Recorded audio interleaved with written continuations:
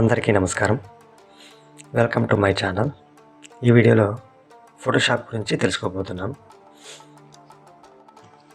ఫోటోషాప్లో lighting effects గురించి అండి. అంటే ఒక అమ్మాయి మీద ఒక సూర్యుడి వెలుతురు విండో నుంచి వచ్చి పడితే ఏ విధంగా ఉంటుందో అనే దాని గురించి ఈ టాపిక్లో మనం తెలుసుకుందాం. ఆ విధంగా చేయాలంటే ముందుగా చూడండి, ఫోటో ఈ ఇమేజ్ని మనం ఎడిట్ చేద్దామండి.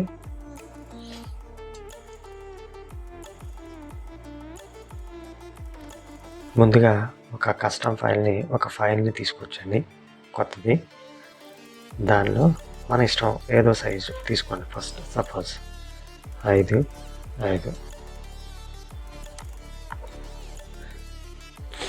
క్రియేట్ చేసిన తర్వాత మనం టూల్స్లో రెక్టాంగిల్ టూల్ తీసుకుందామండి. రెక్టాంగిల్ తీసుకుని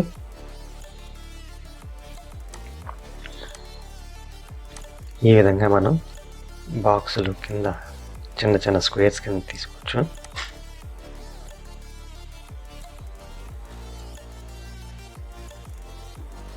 కలర్ బ్లాక్ అప్లై చేసుకుందామండి.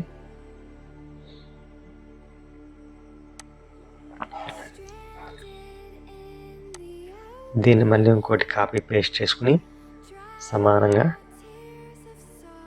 3 టూల్ ద్వారా సెట్ చేసుకుందాం. ఎగ్జాక్ట్గా ఒకటే అన్ని బాక్సులు సమానంగా ఉండేలా చూద్దాం. రైట్ క్లిక్ ఇచ్చి ఇవన్నీ ఈ ఆప్షన్ మీద క్లిక్ చేసి